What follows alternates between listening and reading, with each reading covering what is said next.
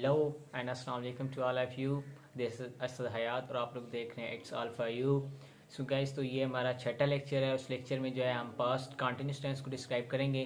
तो जो हमारा प्रीवियस लेक्चर था उसमें हमने जो है पास्ट इंडेफिनिट टेंस को डिस्क्राइब किया था with all about it's identification, it's formulas and it's example. So in the same way today we will discuss about the past continuous tense. So the today's tense is the past continuous tense.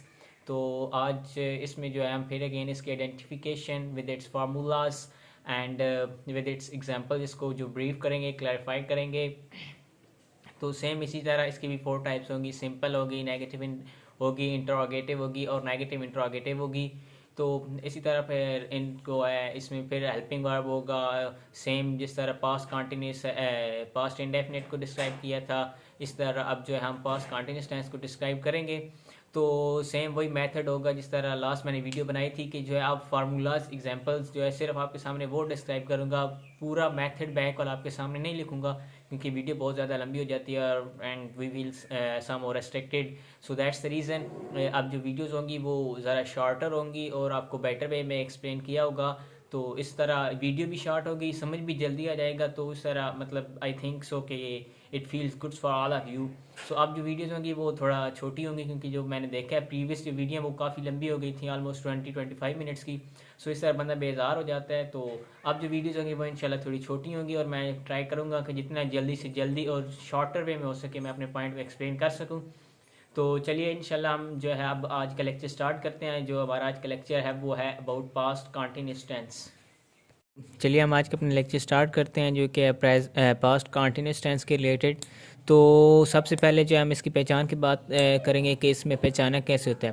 लेकिन lecture start करने से पहले मैं आपको एक बात बताना चाहता हूँ कि चाहे टेंस जो प्रेजेंट का हो, पास्ट का हो या फ्यूचर का हो, जब भी आप बात करेंगे ना कंटिन्यूअस टेंस की, उसकी एट इस इट्सेल्फ यही पहचान है कि वहाँ पे आपको ना काम होता हुआ नज़र आ रहा होगा। ये नहीं है कि हो चुका होगा या हुआ होगा, इस तरह नहीं, आपको एग्जैक्टली ऑन दैट पॉइंट काम होता हुआ नज़र आएगा। कैसे, मेरे कहने का क्या मतलब है कि अगर आपको याद हो तो हमने प्रेजेंट कंटिन्यूस जब किया था तो मैंने कहा था कि उधर उसकी पहचान है रहा है, रहे है, रही है, रहे हैं वगैरह। तो इट्स मीन अगर उसकी एग्जांपल लें तो वो काम कर रहा है, वो खाना खा रही है, हम स्कूल जा रहे हैं, जा रहे हैं, मतलब ये हमें एज इट सेल्फ फील हो रहा है कि यार ये काम हो रहा है। तो कॉन्टीन्यूस का मतलब ये है कि अभी हो रहा है, कॉन्टीन्यूस जारी है। तो ये एक एज इट सेल्फ कॉन्टीन्यूस एक पहचान है कि यार ये जो है टेंस इधर ना काम हो रहा होगा। ये नहीं है कि फ्यूचर में होगा या अभी नियर पास्ट में हुआ था, ऐसा नहीं है। आपको काम जो है कॉन्टीन्यूस टाइप पे होता हुआ नज़र आ रहा होगा। तो ये एक पॉइंट है जो आपने सब ने याद रखना है पास्ट कॉन्टीन्यूस सब कॉन्टीन्यूस के रिलेटेड। अब वो आप डिपेंड करता है कि ये पास्ट का होगा, प्रेजेंट का होगा, फ्यूचर होगा, तो वो उसके लास्ट एंडिंग आपको डिफाइन करिए। अगर है तो वो प्रेजेंट का होगा, था तो वो पास्ट का होगा तो फिर वो फ्यूचर का होगा। तो ये इनकी अपनी पहचान है। बहरहाल कंटिन्यूस के एज इट सेल्फ यही पहचान है, चाहे डजेंट मैटर के कौन सी टाइप है। तो हम आज का लेक्चर स्टार्ट करते हैं। आज का लेक्चर हमारा पास्ट कंटिन्यूस का है। तो उसकी पहचान ये होगी कि उर्दू फ़िक्रे के आखिर में रहा था, रहे थे, रही थी वगैरह आता है। तो ये अब आपको समझ आ गई होगी जो अभी मैंने पॉइंट एक्सप्लेन किया था कि रहा था, जा रहा था, जा रहे थे, जा रही थी। तो आपको फील हो रहा है कि यार अभी काम हो रहा है, ये नहीं है कि काम हो चुका है या अभी फ्यूचर में काम होगा। तो ये पॉइंट है, आप इसको अच्छी तरह माइंड कर लें। यही पॉइंट है सब कॉन्टिन्यूस के। अगर अब इसकी अगर एग्जांपल लें तो मसलन के वो स्कूल जा रही थी, या दूसरी अगर एग्जांपल लें तो वो खाना खा रहा था। सो ये इसकी आइडेंटिफिकेशन होगी कि हमको पता कैसे चलेगा कि सेंटेंस कौन सा है, पास्ट कंटिन्यूस का है। तो कैसे पता चलेगा कि उसके एंड पे रहा था, रहे थे, रही थी वगैरह आता होगा। अब अगर हम इसकी जो है फार्मूलाज की तरफ बढ़ते हैं तो इसका सबसे पहले अगर हम बात करें इसके सिंपल टेंस की, क्योंकि 4 टाइप्स होते हैं, सिंपल, नेगेटिव, इंट्रोगेटिव और नेगेटिव इंट्रोगेटिव। तो सबसे पहले अगर हम सिंपल की बात करें तो उसका फार्मूला ये होगा कि सबसे पहले इधर जो है हम सब्जेक्ट लगाना पड़ता है, उसके बाद हेल्पिंग वर्ब। हेल्पिंग वर्ब इसमें 2 यूज़ होते हैं, वाज या वर, और उसके बाद first form of verb plus ing। ये भी आपको एक पॉइंट बता दूं कि टेंस चाहे प्रेजेंट को, पास्ट को या फ्यूचर को, जब भी बात कॉन्टीन्यूस टेंस की आएगी तो वहाँ पे first form of verb plus ing must होगा। ये कॉन्टीन्यूस में मस्ट है कि first form of verb plus ing use होता है। Doesn't matter it's from the past, it's from the present और it's from the future. So that's the point in the continuous tense. So अब बात रही कि was किसके साथ इस्तेमाल होगा, वर किसके साथ इस्तेमाल होगा। आई, ही, शी, इट, आई या singular noun. Remind it, he, she, it, I या कोई भी सिंगुलर नाउन होगा तो वहाँ पे वाज इस्तेमाल होगा। अगर यू, वी, दे और कोई भी प्लूरल नाउन होगा तो वहाँ पे हम वर को यूज़ करेंगे। उसके बाद अगर हम सिंपल के बाद इसके नेगेटिव टेंस की तरफ मूव ऑन करें तो उसकी पहचान बड़ी सिंपल है। सबसे पहले बस सिंपल अगर आप समझ जाते हैं तो आपको पता है नेगेटिव में जो है सिंपल हम उसमें नॉट को ऐड कर देंगे, नॉट को ऐड कर देते हैं तो सब्जेक्ट होगा, उसके बाद वाज या वर जो भी आपने पार्टिकुलर इस्तेमाल किया होगा, उसके बाद हम जो है नॉट को इस्तेमाल करेंगे, उसके बाद first form of verb with ing use होगी, उसके बाद हमारा ऑब्जेक्ट आ जाएगा और उसके बाद अगर कुछ और है तो अदरवाइज़ यहीं पे एंड हो जाएगा।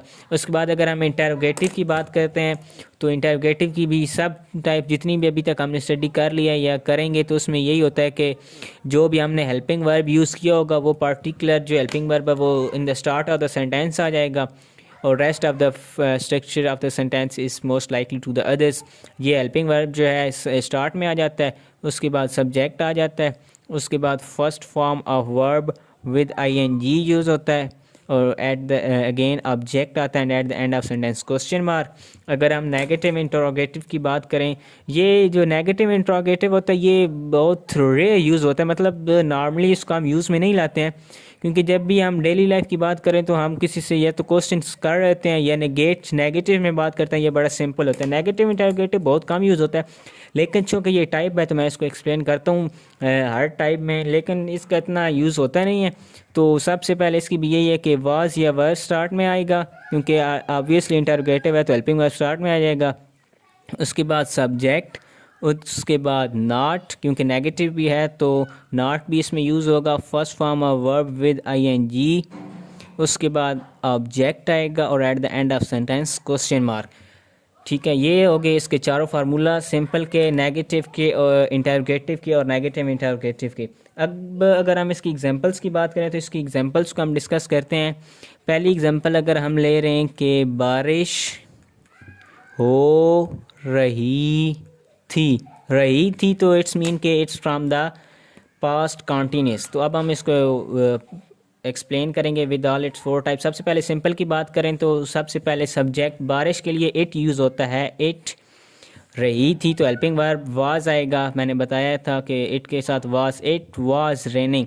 तो ये बड़ा सिंपल सा सेंटेंस हमारा हो गया कि इट वाज रेनिंग। अब नेगेटिव की बात करेंगे तो इट, उसके बाद वाज के बाद not, it was not raining, ये हमारा नेगेटिव हो गया। इंटरोगेटिव की बात करें तो हेल्पिंग वर्ब स्टार्ट में आ जाता है जो हमारा है वाज, उसके बाद subject, eight the and object and at least question mark. Was it raining.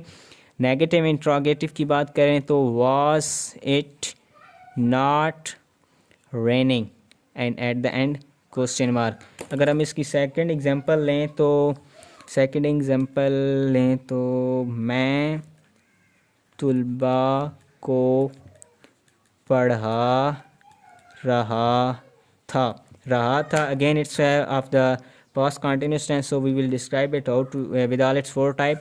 सबसे पहले सिंपल की बात करेंगे तो I was teaching the students लिखें या पपल्स लिखें, वो आपकी अपनी मर्ज़ी है, जो भी यूज़ कर सकते हैं आप। ये आ गया सिंपल। उसके बाद नेगेटिव की बात करें तो हेल्पिंग वर्ब के बाद हमने नॉट को ऐड करना होता है। I wasn't teaching the students.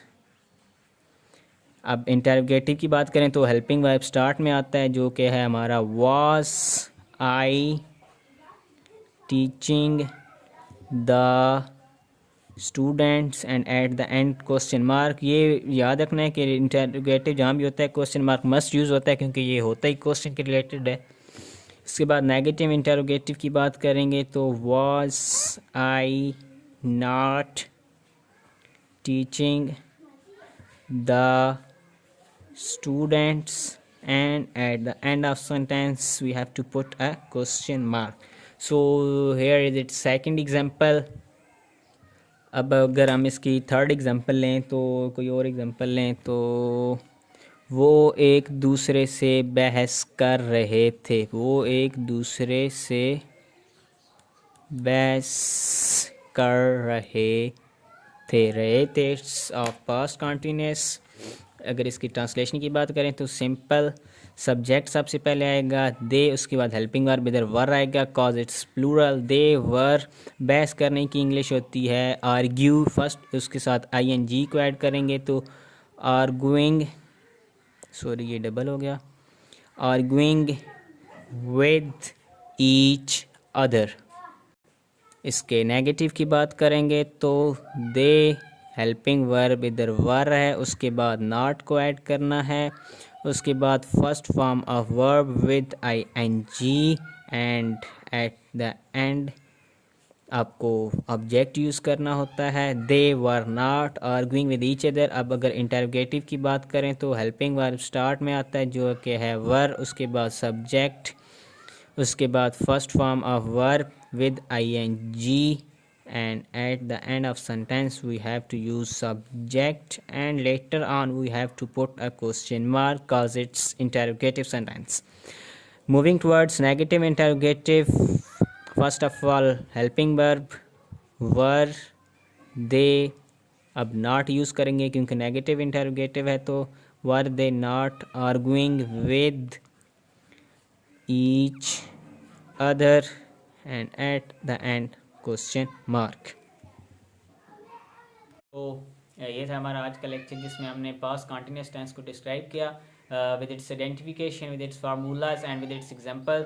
So I hope कि आप लोगों को समझ आ गई होगी, लेकिन फिर भी अगर आपको कहीं कोई इशू हो रहा हो तो आप ग्रुप में पूछ सकते हैं, इंशाल्लाह मैं आपको आंसर करने की कोशिश करूँगा। सो गाइज इंशाल्लाह मिलते हैं नेक्स्ट वीडियो में जो हमारा होगी पास्ट परफेक्ट टेंस के ऊपर पे रखें यही formula, same method, same methodology, इसको हम एक्सप्लेन करेंगे। So thank you for watching my videos. If you like the video then please like the video and subscribe to my channel. Thank you for all of you. See you soon inshallah.